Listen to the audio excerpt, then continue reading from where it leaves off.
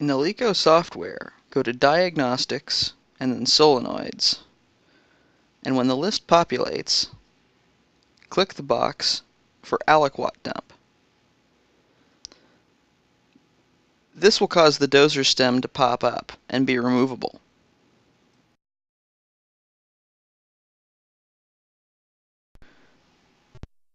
To remove the doser block, you'll need to remove some of the fittings from the doser block. First, you'll need to remove the fittings on ports G and D.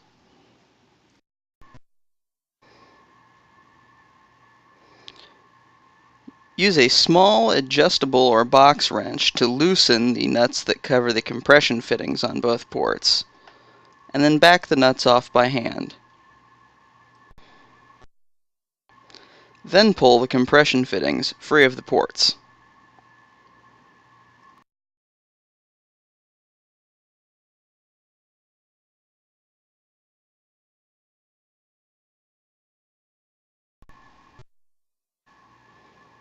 Though it doesn't anchor the doser block to the rest of the machine, the aliquot loop will have to be removed before the fittings on the back of the doser block can be accessed.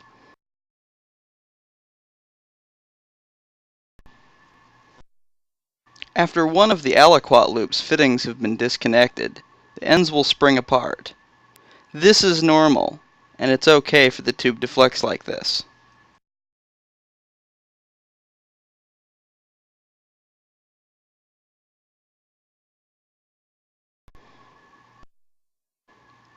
The next fittings to be loosened and removed in this fashion are the two connected to the back of the doser block.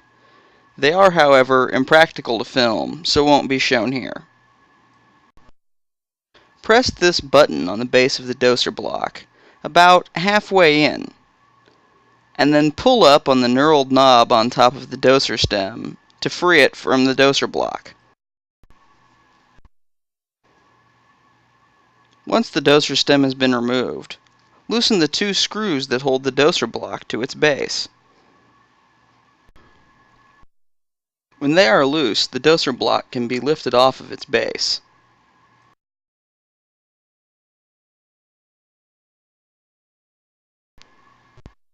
Once the doser block is removed, this U-shaped fitting can be removed in the same fashion as the other fittings.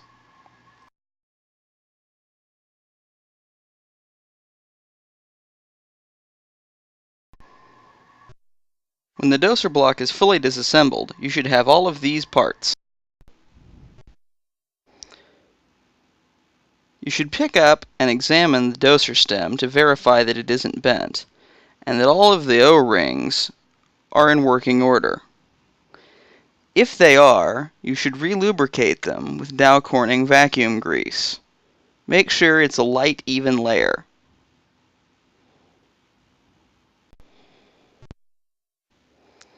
If the O-rings need replacing, slide a plastic O-ring tool underneath each O-ring and cut against the plastic tool.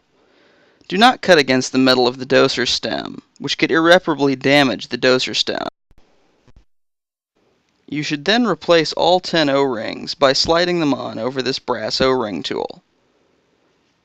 Make sure to use plenty of Dow Corning vacuum grease to make the whole process go smoothly. Residue can build up in the 8 ports around the doser block, and should be scraped out with a cleaning tool. LECO supplies a cleaning tool in this bag, but it's really just a piece of galvanized wire. Insert the wire into each of the ports and use it to scrape away any residue or debris that may be present. Tap the ports gently on the counter to remove any loose debris. The same can be done to all of the compression fittings that attach to the doser block. Stem channel should be cleaned with something soft, like this LECO tube cleaner, because a single small scratch on the inside of the doser stem channel can cause an irreparable leak.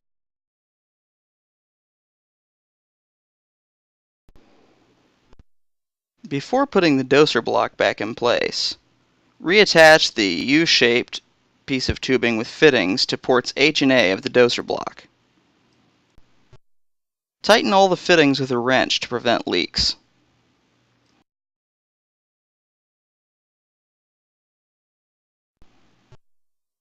place the doser block back on its. Go back to the solenoids menu in the LECO software and uncheck the box for the aliquot dump.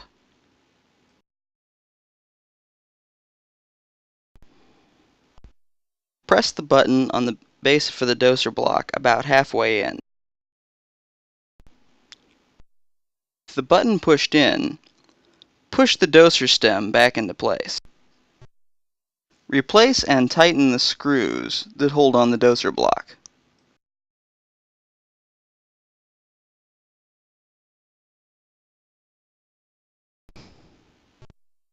Reconnect and tighten the fittings that attach to port D and G on the doser block.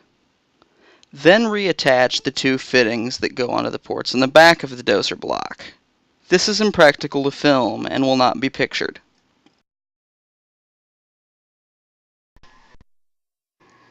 Loosely reattach the fittings on the aliquot loop one at a time.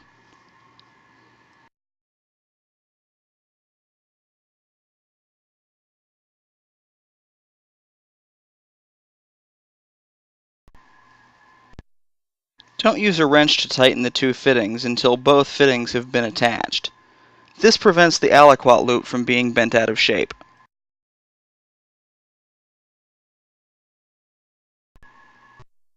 When everything has been reattached, go to Diagnostics and Leak Check and run both an oxygen and a helium leak check to make sure that you haven't created any leaks. If there is a leak that appears at this point, your best bet is to check all of the fittings that attach to the doser block.